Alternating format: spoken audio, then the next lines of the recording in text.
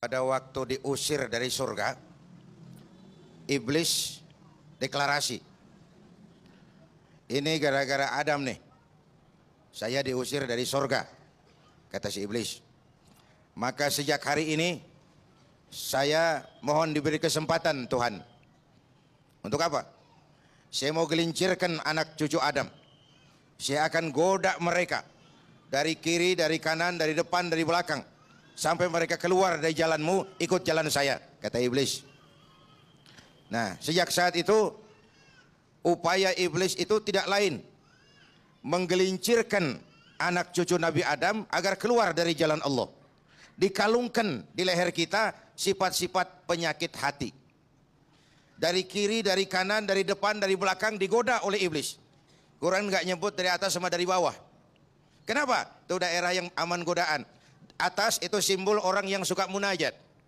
Bawah itu simbol orang yang suka sujud. Itu aja tuh yang bebas. Orang yang suka munajat kepada Allah, orang yang rajin sujud kepada Allah, itu daerah bebas iblis. Dikalungkan di leher kita sifat-sifat penyakit hati. Dan kepada tiap orang iblis datang dengan bendera yang beda. Ini ahli strategi banget iblis tuh. Nah, iblis datang sama orang kaya yang dikalungin penyakit bakhil. Iblis datang kepada penguasa yang dikalungin penyakit zalim. Iblis datang kepada pengusaha yang dikalungin penyakit khianat. Iblis datang kepada orang-orang sederhana yang dikalungin penyakit hasud. Iblis datang kepada ulama yang dikalungin penyakit ujub dan riya. Semua didatengin. Semua didatengin. Bapak Ibu hadirin yang saya hormati, iblis ahli strategi. Kepada setiap orang dia datang bawa bendera yang beda, bawa penyakit yang beda. Iblis datang kepada orang kaya yang dia kalungin penyakit bakhil. Penyakit bakhil bin pelit alias koret bin medit bin buntut gasiran. Ada lagi nggak? Ada lagi nggak? Kalau buat kepentingan orang lain, buat kepentingan umat, hawanya udah gede aja. Tapi kalau buat kepentingan dirinya sendiri, hawanya ringan aja. Bapak Ibu hadirin yang saya hormati, kepada orang kaya iblis ngalungin sifat bakhil, kikir, pelit. Kepada para penguasa iblis ngalungin sifat zalim, sewenang-wenang, tidak adil. Kepada pengusaha iblis bawa bendera khianat.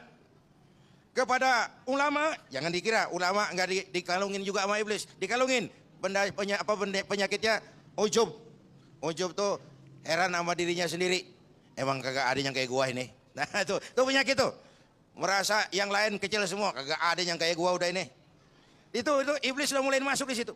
Termasuk menikmati pujian, menikmati sanjungan, itu perangkap iblis. Maka dulu kiai saya pesan, jangan minta dihormati, tapi kerjakanlah pekerjaan yang kalau kamu kerjakan orang akan menghormati kamu.